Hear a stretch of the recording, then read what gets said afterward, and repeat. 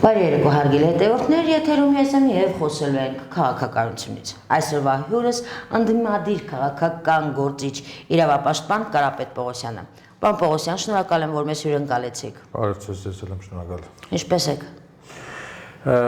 Այսօր դա դարձել է Հայաստանի ամենաբարդ հարցը։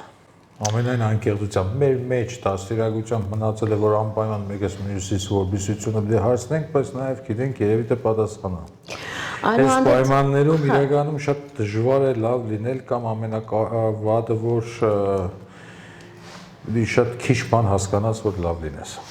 Այնուհանդերձ, պարոն Պողոսյան, հարցը հստակ եւ ոչ պատահական է հնչում, որովհետեւ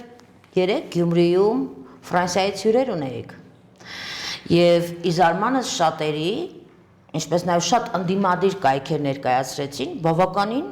հոծ բազմություն էր հավաքվել այն նույն ընդդիմադիր Գյումրիում, որը համարվում էր թերևս ավելի քան ընդդիմադիր, քան որևիցե մի քաղաք։ Տեսեք, իրականում Գյումրին նախկինում ճիշտ է, շատերը փորձում էին գյումրեցիներին վերագրել Նիգոլ բերելը, որովհետև չարիկը ցավոք սրտի Գյումրիից էր կլորվել եւ հասել Երևան, բայց Գյումրին միշտ էլ իրապես եղել է ավելի այսպես սառը տադող, մտածող եւ ավելի ճիշտ գնահատող եւ սկսած 2019 թվականից արդեն Նիկոլ Փաշինյանը Գյումրիում միշտ էլ խնդիրներ ունեցել է։ Հիշենք են հայտնի տեսանյութը, երբ գյումրեցի շատ հասարակ կին Մայրամը գուշակի այսպես ասած տեսքով իրականում այդ ժամանակ շատերն էին հասկանում ինչ կարող է լինել եւ Փաշինյանին հենց սա խոս անվանեց եւ ասաց, որ ամբողջ ազգից խաբել ես։ Այդ գյումրեցիների մեծ մասը դա հասկանում են, իսկ Գյումրի մարտաշատությունը դա չի ենթադրում, որ գյումրեցիներն էին այդտեղ։ Երեք ամբողջ Երևանը տարբեր մարզեր, այդ թվում մենք նաև տեսանք ռեպորտաժներից, Թալինից, չգիտեմ, մյուս տեղերից, բոլոր նախարարները իրենց աշխատողներով, չհաշված երևի այդ հավաքվածների մեծ մասը ուղղակի քաղաքացիական զգեստներով ոստիկաններ էին։ Ընդհուպ երեք, որովհետեւ այդ ամեն ինչը շատ այսպես ցայտուն չերևար, ինձ տեղեկացրեցին, որ նույնիսկ Երևանից ոստիկանության գվարդիայի աշխատակիցները ի տարբերություն նախորդ անգամների ոչ թե ավտոբուսներով էին եկել, այլ սեփական մեքենաներով էին եկել, այդ ամեն ինչը կանգնեցրել էին Գյումրու ծայրամասային անի թաղամասում եւ իրենք ոդկով, քաղաքացիական հագուստներով իջել էին հրաբարակ։ Հետևաբար մարդկանց այդպես նախ ես նաեւ Այնքան էլ համաձայն չեմ, որ շատ էր, որովհետև եթե հաշվի առնենք, որ Գյումրու Վարդանանց հրապարակը ավելի փոքր է, քան 4 հեկտար տարածք, այսինքն ինքը կրկնակի փոքր է Երևանի Ազատության հրապարակից, եթե հաշվի առնենք, որ այդ տարածքում կային շատ մեծ շատրվաններ, որ այդ նորից այդ ամեն ինչը դուրս է բերում, տարածքը ամբողջովին զբաղեցված չէր, թող մաքսիմում ասենք մի 4000 մարդ լիներ, որից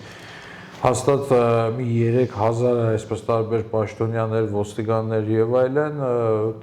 մի 1000-ից երևի ճնշող մեծամասնությունն էլ տարբեր մարզերից եկած ակտիվ ԿՊԱ-կաններ կամ սատարողներ, արդյունքում իրական գյումրեցիները այնտեղ շատ քիչ են եղել, ինչպես Փաշինյանի այս տարվա բոլոր գաստրոլների ժամանակ։ Պարոն Պողոսյան, ես կհամաձայնեմ ձեզ հետ թերևս, որովհետև ես ինքս ունեի ընկերներ Երևանում բնակվող, ովքեր գնացել էին զուտ համերգ նայելու։ Այսինքն կարող ենք ենթադրել, որ համերգի եւ լավագույն երգիչների շնորհիվ Փաշինյանը փորձում է ինչ-որ կերպ նաեւ PR-վել Եվրոպայի առջև, թե տեսեք, ես ինչքան մարդ կարող եմ հավաքել, երբ ցանկանամ։ Գուցե կփիարվեր, գուցե իր մոտ այդ մի տեսակ ոչ նորմալ, ոչ մարդկային համառություններ, որ ինքը անընդհատ էս մի ամիսը ուզում է Գյումրու հրապարակում մարդ հավաքել, չի ստացվում, փորձեց նաև այդ առիթը օգտագործել։ Այսինքն իրականում այսօր Հայաստանի բնակչության ճնշող մեծամասնությունը ինքը չի ընդունում Նիկոլ Փաշինյանին։ Կարող է չընդունի նաև ենթադրենք քաղաքական դաշտում եղած որևէ գործիչը, բայց հաստատ չի ընդունում նաև Նիկոլ Փաշինյանին եւ այ դրանով է պայմանավորված, որ Փաշինյանը այսօր այսպես դռնետուր ընկած ամեն հնարավոր ամեն անհավանական տարբերակներով ինքը փորձում է նախ ցույց տալ, որ ինքը դերևս ունի որոշակի հեղինակություն, ունի որոշակի համակրանք, միևնույն ժամանակ ինքը մենք նաև տեսնում ենք հենց պետական լծակների աշխատանքը, մենք տեսնում ենք իրավական համակարգի աշխատանքը, վադիմաստով, այսինքն այդ ամեն ինչը հենց ցույց է տալիս այն, որ ինքը իսկապես ապրում է իր քաղաքական մայրամուտի մեջ։ Իհարկե կարող է մի քիչ այդ մայրամուտը ավելի երկար ցկվի, քան ասենք այս տարվա ընտրությունները, բայց մի բան ես կարծում եմ սխալված չեմ լինի, եթե ասեմ, որ այս ընտրությունները Փաշինյանի կյանքում լինելու են վերջին ընտրությունները։ Միանշանակ ես դա կարող եմ ասել, որովհետև նույնիսկ հեռավոր գյուղերում այսօր շատ ակտիվ հայում են Նիկոլ Փաշինյանին։ Չնայած նրան, որ ինքը ամեն կերպ փորձել է նույնիսկ գյուղացիների համակրանքը շահել։ Այդ տեսեք, ասենք պետական սուբսիդիա է տրամադրում կաթ մտերող կազմակերպություններին։ Մի 3 գյուղ, 4 գյուղի դպրոցներ քանդում ավիրում է, փոխարենը մի հատ ուրիշ ինչ-որ դպրոց վերանորոգում է, փորձում է փիառվել։ Տարատեսակ, այսինքն տեսեք, շատ հետաքրքիր բան ասեմ, այս մարդու մոտ արդեն այն կարգի լճացում կա, այնքան վաղ կա ընտրություններ են, որ օրինակ 1200 բնակչություն ունեցող Աշոց խոշորացված համայնքապետարանում 200-ից ավելի աշխատող են տունել։ Երևի այսպես ասեմ, աշխատողների մոտավորապես 75%-ը հավաքարարի հաստիկով։ Այսինքն այդ ամեն ինչը ինչի համար է, որ կարողանա ինչ-որ կերպ մարդկանց ձայներ փախցնել։ Ինքը վերջին հաշվով հասկանում է, չէ՞, որ ինչ է լինելու իր հետ, եթե ինքը այլևս չլինի պետական պաշտպանության ծառայության հովանու ներքո։ Ինքը շատ լավ է պատկերացնում է։ Երեք Գյումրի ամեն մի փողոցում, ամեն մի դալանում, ամեն մի այսպես անկյունում ոստիկան էր կանգնած։ Նույնիսկ համակարգը այնքան պատրաստ չէր այդ ոստիկաններին այդքան ապահովելու, որ ինքը չէր կարողացել ոստիկաններին թեկուզ այսպես անձրևանոցով ապահովել։ Եվ ոստիկանության ճնշող մեծամասնությունը ուղղակի թրջվեց, որովհետև ոստիկանական համակարգը այդքան անձրևացնող չուներ։ Այսինքն նախատեսվածից շատ ոստիկաններ երեք լծվել էին Գյումրիում, որովհետև ինչ-որ մեկը վախենում էր իր անվտանգությունից, իր կյանքից։ Չհաշված իրենց անվտանգության աշխատակիցները։ Հա, ես չէ, դա թողնենք մի կողմ, այստեղ գեր լարվածությամբ իրենք փորձում էին ամեն ինչ անել, որ տեսեք, երիտասարդները ընդամենը փորձում էին մոդենալ Մակրոնին, որովհետեւ խոսեին իրենց թեմակալ սրբազանի նկատմամբ անօրինական գործողություններից։ Եվ գիտեք ինչքան ոստիկան լցրեցին այդ երիտասարդների վրա, նույնիսկ դա ամոթ խայտառակություն էր։ Մի քանի դերատի աղջկա երևի յուրաքանչյուրին մի 20 ոստիկան պահում էր։ Այդ կարգի վախ կար։ Ձեր խոսքին նաև հաջորդ հարցս պիտի լիներ, իդեպ հարցերից մեկն էր դա, խոսվեց արդյոք քաղբանտարկյալ Վարդան Ղուկասյանի մասին։ Խոսքը տեղ հասավ, հասարակության խոսքը։ Գիտեք, ես չեմ կարծում, որ նախ սկսենք հենց դրանից, որ Մակրոնը կամ որևէ եվրոպական պաշտոնյա եկել էր Հայաստանում ծանոթանալու օրինակ մարդու իրավունքների վիճակի մասին։ Այնպես չի, որ իրենք չգիտեն այստեղ ինչ է կատարվում։ Ավելին ասեմ, իրենք նաև մասնակից են այս ամեն ինչի։ Հետևաբար իրենց համար բացարձակ հետաքրքիր չէր։ Այ հանգացած նորմալ եվրոպացի առավել եւս եթե եկել էր Գյումրի, ինքը առաջինը ինչ որ պետք է աներ, պետք է առաջնահերթ պահանջեր կամ հորդորեր կամ խնդրեր թեմակալ առաջնորդին ազատ թողնել։ Վերջին հաշվով եթե օրինակ Վարդան Ղուկասյանի մասով կան որոշակի քրեական գործեր, ենթադրյալ հանցանքներ եւ այլն, ինչը գուցե եւ իրենց մոտ տպավորություններ, որ ավելի լավ է դատակարանը որոշի, իսկ Սմիկայի սրբազանի մասով ինչ կա, բացարձակապես ոչինչ։ Ընդամենը մի բան է, մարդը քննադատել է տարիներ շարունակ գործող իշխանություններին եւ քննադատել է ոչ թե քաղաքական նպատակներից ելնելով, այլ քննադատել է որպես հայ մարդ, հայ հոգեվորական, ով իր կյանքը նվիրել է Հայաստան աշխարհին եւ հայ առաքելական եկեղեցուն։ Այո։ Այ եթե Մակրոնի մեջ նույնիսկ մի փոքր այսպես բարոյական մարդկային գծեր լիներ, ինքը առաջ հեշտին դրան պետք է անդրադառնար։ Այո։ Իսկ Մակրոնը եկել էր ընդհանրապես այնտեղ զոտ որպես Նիկոլ Փաշինյանի նախընտրական շտաբի աշխատող։ Ես այդպիսի տպավորություն ստացա։ Այսինքն ինքը եկել էր, որ գյումրեցիներին ասեր, դա այ տեսեք, ես մարդու թիկունքին կանգնած եմ, բայց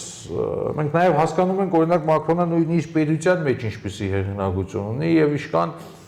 վադ է աշխատել նաև իր երկրի քաղաքացիների համար։ Նաև հասկանանք, որ Մակրոնը կարող է չվերընտրվել հաջորդ ընտրություններին եւ գիտեք ինչ, պարոն Պողոսյան, հաջորդ հարցս թերևս այսպես ձևակերպեմ։ Մակրոնը հայտարարեց, որ 8 տարի առաջ ոչ մեկ չէր կարող գալ Հայաստան, բայց այսօր այնքան լավ է, որ եկել են Հայաստան եւ այլն եւ այլն։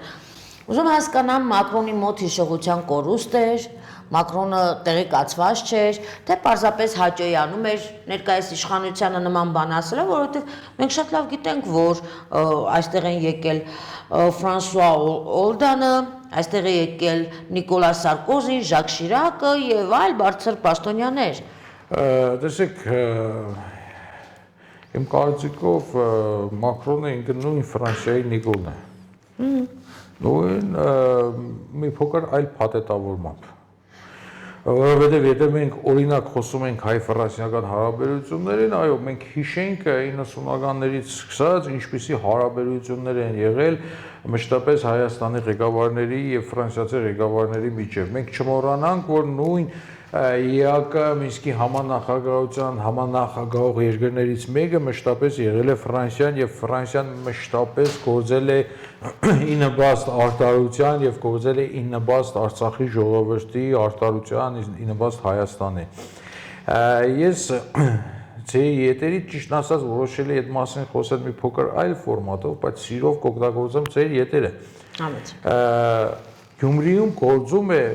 թիվ 10-րդ դպրոց, Արձոն Պետրոսյանի անվան 10-րդ դպրոց, որը խորհրդային ժամանակներից մշտապես եղել է ֆրանսիական թեկումով։ Այնտեղ ֆրանսիական շունչը միշտ եղել է ու եղել է այդ դպրոցը որպես հայ-ֆրանսիական բարեկամության խորհրդանիշ։ Իրենք նախատեսել էին, որ Մակրոնը պետք է այցելի նաև այդ դպրոց, բայց չայցելեց։ Ու այստեղ ես մի փոքր դուրս կամ նաև քաղաքականությունից, այստեղ նաև խոսեց տիեզերքը, որ իրենք չեղան այնտեղ, որովհետև այդ դպրոցում այնքան շատ դրական լիցքեր կա, այնքան շատ դրական էներգիա կա, որ այսօրվա հայկական տահիջներ դարձած կամ հայկական Էնվեր եւ Թայլատ դարձած Մակրոնն ու Նիկոլը չէին կարող մնել այդ դպրոց։ Այ հենց այդ նույն հայ-ֆրանսիական բարեկամության մասին ասեմ։ 1988 թվականի երկրաշարժից հետո երկրաշարժի ժամանակ այդ դպրոցը քանդվեց։ Մենք այնտեղ ունեցել ենք բազմաթիվ հարյուրավոր երեխաներ մահացած։ Ինքը ամենասարսափելի ողբերգական պատմություններից մեկն է։ Հետագայում մինչև 94-5 թվականներ դպրոցը գործում էր տնական ավաններում։ Եվ այստեղ հետաքրքիր նորից մի պատմություն պատմեմ, մենք բոլորս գիտենք, չէ՞, Սպարապետ Վազգեն Սարգսյանի այն Մերսեդեսի պատմությունը, որ նվերը ստացել, տարավ տվեց, տանկ բերեց եւ այլն, հետո նորից այդ, բայց մենք չգիտենք դրա հետ կապված այլ մեկ այլ հետաքրքիր պատմություն։ Հրանտ Բակրատյանը, երբ որ հանդիսանում էր Հայաստանի Հանրապետության վարչապետ, այն ժամանակվա Ֆրանսիայի վարչապետը որոշել էր Հրանտ Բակրատյանին իր գոլեգային նվեր անել։ Եվ անձնական Հրանտ Բակրատյանի հաշիվներին փոխանցել էր $2 միլիոն գումար։ Հրանտ Բակրատյանը միանգամից իր հաշիվներից այդ $2 միլիոն փոխանցեց այդ դպրոցին կառուցելու համար, կառուցելու, այսպես հիմնովին կառուցելու։ Այդ դպրոցը իմ համար եւ հայրենասիրության եւ նվիրվածության եւ նաեւ հայ-ֆրանսիական բարեկամության խորհրդանիշներ եւ հետեւաբար հայկական երկու տահիջները ոչ մի կերպ չէին կարողանալու մտնել եւ այդ շունչը զգալ։ Ինձ թվում է նույնիսկ այ 88 մահացած երեխաների երևի հոգիներն էլ թույլ չտվեց, որ այնտեղ մտնեն պղծեն, որովհետեւ այդ դպրոցը մեր քաղաքի մեջ ունեցել է մշտապես շատ կարեւոր դեր։ Ինքը մշտապես առաջնային դպրոցներից մեկն է եղել ու ինքը մշտապես քաղաքի հոգացության ներկո է եղել։ Այս է այդ դպրոցն է, այդ պատմությունն է հայ-ֆրանսիական հարաբերությունները։ Նիկոլ Մակրոն դրանք չեն կարող լինել հայ-ֆրանսիական հարաբերությունների խորհրդանիշ։ Սրանք Արցախ հանձնելու խորհրդանիշ են, սրանք մեր պետականությունը քանդելու խորհրդանիշ են, սրանք մեր Արցախը Կործանողներն են հասկանում եք, այնքը խոսում է 8 տարի առաջ ոչ ոք չէր կարող գալ։ Հակառակը 8 տարի առաջ Հայաստանը եղել է տարածաշրջանում շատ կարևոր գործոն, շատ կարևոր կենտրոն։ Իրական ընկերություն է եղել առաջին նախագահի եւ օրինակ Ժակ Շիրակի միջև, չէ՞, այն ժամանակ Ժակ Շիրակն էր։ Հետագայում ես գիտեմ, որ Կոչարյան-Վիչերյան հարաբերություններն շատ բարձր մակարդակի եղել, Սերժ Սարգսյան եւ Սարկոզի, այն ժամանակ չկար ոչ մի տեսակի ձևականություններ չկար, բայց նույն շիրակցիները հավատում էին եւ իրենց երկրի նախագահին, եւ հավատում էին Ֆրանսիայի նախագահին, հավատում էին այդ ընկերություններին։ Այն ժամանակ Շիրակի մարզի գյուղերից մեկում հիմա դժվարանում եմ հիշել կամ Երազգավորս կամ Պարանդուխ չեմ հիշում էլի, բայց այդ թևի գյուղերից մեկում նույնիսկ մարդ իր երեխնորացին տղայի անունը դրեց Սարկոզի։ Ու որևէ մեկը իրենց այդ չպայդարել, այդ ձևական, այսպես ասած, շոուները չէին սարքել։ Իսկ այսօր թողների ինձ պարոն Մակրոնը, բայց այսօր հայության մեծամասնությունը նաև զզվում է իրենից, այսօր հայ մարդը, երբ որ Մակրոնի անունը լսում է, ինքը հիշում է 2020-23 թվականների այդ ծանր դավաճանությունների, կորուստների այրան շրջանը, որի մեջ Մակրոնը ուզի թե չուզի, իր ձեռքերն են այրունոտ։ Հետևաբար, այ ասում եք Գյումրիում թեկուզ այդ հայտնի աստղերի մասնակցությունը նույնիսկ թույլ չտվեց շատ արժանապատիվ մարդկանց, որպեսզի գնան այդ այժունով լվացված անհատների կողքը կանգնել։ Պարոն Պողոսյան, Փաշինյանն ասաց, որ ցավոք Ադրբեջանի նախագահը այս պահին ներկա չի, բայց հերավար կերպով է միացել եւ հայտնեց իր ցանկությունը հաջորդ անգամ ինքը անպայման այցելել Ադրբեջան եւ այլն եւ այլն։ Սա ինչպես կմեկնաբանեք։ Ստորակաշություն կամ Լեննագանցու բարբարով ասած շոպլիկություն։ Իր տերերից մեկին հաջողանալու փորձ։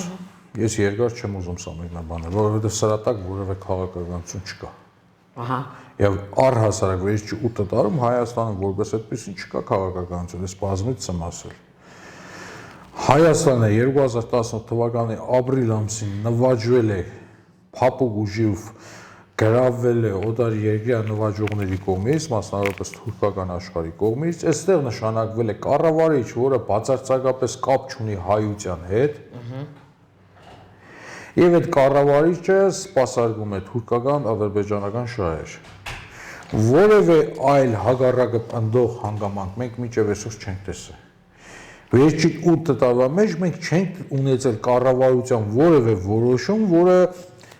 գործել է ի նպաստ Հայաստանի Հանրապետության։ Այո։ Որը գործել է հանուն հայության կամ հայկականության։ Ընդհակառակը մենք տեսել ենք, որ եթե նախկինում կար, այսպես ասած, հայոց գաղափարը եւ այդ հայոց գաղափարի մեջ մտնում էր եւ Հայաստանը, եւ Արցախը, եւ Սփյուռքը, մենք այսօր ինչ ենք տեսնում, դա օր-օրի ավելի նեղացնում են։ Եվ մինչև 18 թվականը կար հայ հասկացողություն։ Իսկ այսօր Փաշինյանը 18-ից սկսած ինչ է անում, ինքը փորձում է Հայաստանի քաղաքացի հասկացողությունը ներմուծել։ Իսկ Հայաստանի քաղաքացին բնականաբար այլևս չի լինելու միայն հայը։ Իսկ գուցե ավելի ոչ շատ հեռու ժամանակներում արդեն հայը նույնիսկ վերջնական փոքրամասնություն դառնա։ Մենք այսօր տեսնում ենք, չէ՞ ինչ է կատարվում, չմոռանանք նաև այդ 300,000 խաղաղ ադրբեջանցիներին, որոնց սպասում են այստեղ։ Այո, եւ դա ինչ է նշանակում։ Իհարկե նշենք խաղաղը ուղղակի ճակերտների մեջ, եւ դա ինչ է նշանակում։ Իրենց լեզուն, իրենց մզկիթները, իրենց մշակույթը ամբողջապես պիտի ներկրվի Հայաստան։ Այսպես ավելին ասեմ, հուսով եմ դուք չեք մտածում, որ դրանք իսկապես լինելու են ադրբեջանական ընտանիքներ։ Դա լինելու է ադրբեջանական կոմանդո հատուկ զորաճոկատների շրջանակներում պատրաստված մարդիկ, անձիկ, որովհետև թուրքական աշխարհին որպես այդպեսին Հայաստանը պետք չի։ Հայաստանը գլխացավանք է։ 100 տարի առաջ իրենք ունեցել են այդ գլխացավանքը եւ այդ գլխացավանքից ազատվել են սրով, ցեղասպանությամբ։ Այդ գլխացավանքը ունեցել են Ադրբեջանի չասեմ տարածքում Ադրբեջանի մոտ անմիջապես Արցախի հանրապետության տեսքով, որից ազատվել են գումարով, արունահեղությամբ եւ ամենավերջին դաժանությամբ։ Այդ նույն Մակրոնը ինքը գոնե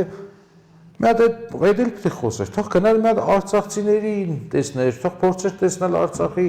ժողովրդին ներկայացողներին, Արցախի հանրապետության ազգային ժողովի պատգամավորներին, մի հատ հասկանա վերջին հաշվով իր աչքի առաջ խաղաղ բնակչությունը 9 ամիս մնաց սովի եւ կարիքի մեջ, որից հետո զենքի պարտադրանքով ստիպված եղավ հազարամյակներով իր պապական տնից թողնել դուրս գալ։ Այ ես դա կտեսնեի որպես հայ-ֆրանսիական բարեկամություն։ Այդ հոգատարությունը կտեսնեի։ Իսկ ինքը այստեղ եկել էր ինչ-որ մի թուրքական աշխարհի կողմից նշանակված ցեղ կատակի քարոզարշավն անելու։ Եթե ես ինչ-որտեղ գիտենայի, որ օրինակ Փաշինյանը ներկայացնում էր ֆրանսիական շահեր, գուցե հասկանայի, բայց Փաշինյանը ներկայացնում է թուրքական շահեր։ Մի պետության շահ, որը մշտապես ոչ այնքան սիրով է վերաբերվել նաև ֆրանսիացիներին։ Այ Մակրոնի գործողությունները այստեղ ոչ թե ուղղված է միայն հայության դեմ, ինքը ուղղված է նաև ֆրանսիացի ժողովրդի դեմ։ Այո։ Այո։ Եվ ինքը այստեղ լինելով դուք տեսեք երկար տևական ժամանակ պետք մեր ժողովրդին, որ նրանք նորից սկսեն ֆրանսիացի ժողովրդին սիրել այնպես, ինչպես սիրում էին մինչև 2018 թվականը։ Այ մեծ այսպես բարեկամություն է այստեղ փչացել, որը ես ցավով եմ արձանագրում։ Իհարկե ցավով։ Եվ չմոռանանք Սփյուռքում մեր հայությունը, հենց Ֆրանսիայում ապրող մեր հայությունը։ Տեսեք, կներեք պետք է ընդդեմ, մենք չմոռանանք, որ Փաշինյանի առաջին գործողություններից մեկը 2018 թվականի դեկտեմբերին հենց Սփյուռքի նախարարությունը փակելն էր։ Եվ դա բոլորովին պատահական չէ։ Իհարկե պատահական չէ, ինքը կտրեց այն կարևոր կաբը, կարևոր թելը, եւ այսօր էլ ինքը շարունակում է իր նպատակը հայերին թուլացնելն է, հայերին բզգտելը, մասնատելն է։ Եվ այստեղ ցավոք սրտի հենց եվրոպացի շատ պաշտոնյաներ իրեն աջակցեցին այդ հարցով։ Պարոն Պողոսյան, Զելենսկու այցը, անդրադառնանք թերևս ավելի շատ աղմուկ բարձրացրած Զելենսկուն։ Դա ինչպես կանդրադառնա հայ-ռուսական հարաբերությունների վրա։ Ինձ թվում է դա հայ-ռուսական հարաբերությունների վրա անդրադարձ չի ունենալու։ Դա կունենա անդրադարձ Հայաստանի կառավարիչի նկատմամբ ռուսական իշխանությունների վերաբերմունքին, որովհետև ի տարբերություն մեր կառավարիչների նրանք գոնե մարդիկ են, ովքեր հասկանում են, որ Փաշինյանը հայերի հետ բացարձակ կապ չունեցող անձ է։ Նրանք շատ լավ հասկանում են, որ սովորական հայը չի կարող Զելենսկուն նորմալ վերաբերվել մի մարդու, ով Ադրբեջանին տվել էր զենք, ընդ որում ամենաանմարտկային զենքերից մեկը, այսպես զանգվածային ոչնչացնող զենքերից մեկը, որի արդյունքում այո, հազարավոր տղաներ մենք կորցրեցինք։ Իսկապես շատ անմարտկային զենք, որը մարդուն կարող էր այսպես շատ դաժան ցավեր պատճառել եւ ցավոք սրտի շատ ջահելներ այդ դաժան ցավը զգացին իրենց մարմնի վրա։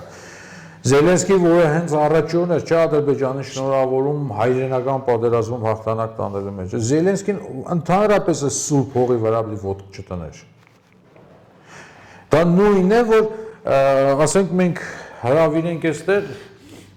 Ալիևին եւ մի հատ գնանք Ալիևին հա ծաղիկներով այսպես դիմավորենք, ասենք ապրեստու, էս ինչ լավ բան արեցիր, հա դու մեր համար։ Չգիտեմ։ Իրականում չկան, բառարանում էլ արդեն համապատասխան բառեր չկա սա նկարագրելու։ Մոտեցում էր, իհարկե, բայց չգիտեմ։ Հայտարարում են, որ Թուրքիայի հետ փորձում են բացել սահման դեպի անի տանող այդ կամուրջը։ Դա ինչ է նշանակում։ Ճիշտ ասած, ըստ ես տեղյակ եմ, որ աշխատանքներ կատարվել են, նաև տարածքից հեռացվել են, ոչ թե անի ռուսական սահմանապանները ոչ թե անի հատվածում, այլ Ախուրիկի հատվածում։ Անի կամուրջը ինքը խոսում է վերակառուցելու մասին, բայց որևէ աշխատանք չկա։ Իսկ ինչ վերաբերվում է սահման բացելուն, այստեղ նորից մենք պետք է հասկանանք ինչի համար է պետք է սահման բացելը։ Կամ եթե բացում եք, լավ եք անում, ինչպես եք վերահասկելու եւ այդտեղից մենք ինչպիսի օգուտներ ենք ունենալու։ Այո, հենց դա։ Այստեղ չափազանց մեծ հարցեր կան։ Տեսեք, եթե բացում են Հայաստանի հյուսիսային սահմանը, որը պահում է ռուսական բանակ, ռուսական զորքը։ Սահմանապահ զորքեր։ Այսինքն ստացվում է ռուսական սահմանապահ զորքերը պետք է գնան այդտեղից, ես ուզում եմ հասկանամ։ Տեսեք, իրենք վերջի 2 տարվա ընթացքում, այո, Հայաստանի Հանրապետության, այսպես եւ Թուրքիա-Իրան սահմանակցում մի քանի անցակետերից ռուսական սահմանապահներին արդեն հեռացրել են։ Առաջինը հիշում եք հեռացրեցին Զվարթնոց օտարանավակայանից, որը նույնպես համարվում է սահման, երկրորդը Մեղրիից, հետագայում եկան արդեն Մարկարա եւ այս տարի հունվարին արդեն հեռացրել են Ախուրիկի հատվածից։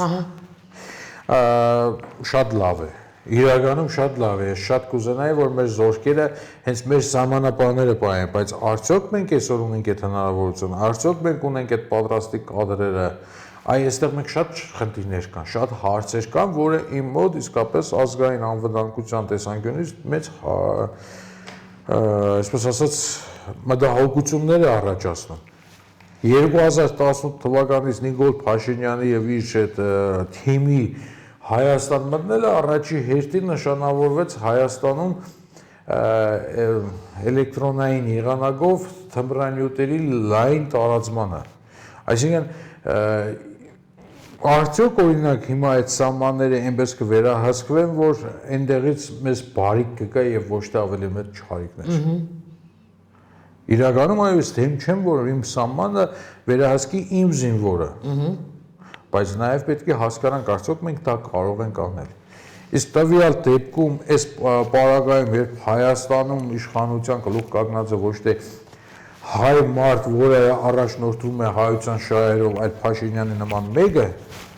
այստեղ մենք յուրաքանչյուր նման կարևոր քայլից ուղղակի պետք է վախենանք եւ զգուշանանք։